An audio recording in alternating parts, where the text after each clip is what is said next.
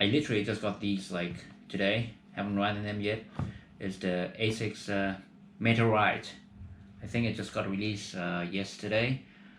When you got them today at Asics Icon Siam, and I got them because this is supposed to be one of the newer approach that Asics is taking towards running shoes. So from what I've seen online and from what I've seen on the materials, I think it's trying to replicate, kind of give a similar feel to Nike Zoomfly or Vaporfly 4%. Those models have got like a nylon plate underneath the shoes, to kind of propel you forward. So I think what this is supposed to do is it feels like a rocking doll. As soon as you kind of land on your heel, it kind of rocks you forward and propel you forward a little bit. I actually got that sensation when I tried these on briefly today for like a couple of seconds when I was in the store. So a couple of interesting things as well. This is actually pretty moderate kind of weight. Some video will say it's quite heavy, but it's actually lighter than a gel Kayano. So I don't know what they're gonna feel like. I'm kind of looking forward to trying them out tomorrow. The other interesting thing about this model is that it's actually got a 0 drop heel to toe. So the heel to toe ratio is actually the same height. So kind of interesting looking pair of shoes. So you look at the bottom, there is this little hole that you can poke your finger through, and it actually connects to this other hole. There's the usual Asics gel in this area, which is supposed to help with the shock absorption, obviously, but also another hole at the bottom here. Not sure what that's going to be like tomorrow. That's it for now, and I'll come back to you when okay, so I'm back. I took these and ran in them this morning. Did a 10k around Suanlum this morning, 4 rounds. I kind of like them.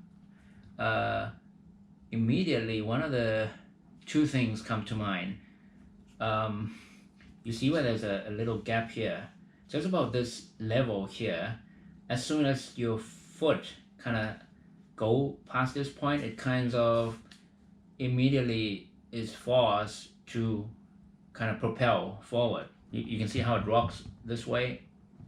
As soon as you put your feet, you land here, it will kind of propel your foot forward. So one of the things that I would strongly recommend is, if you've never run barefooted, if you've never used 0 drop shoes, start with like a 2.5k or even a 5k, because you're gonna feel you're gonna be using your calves muscle.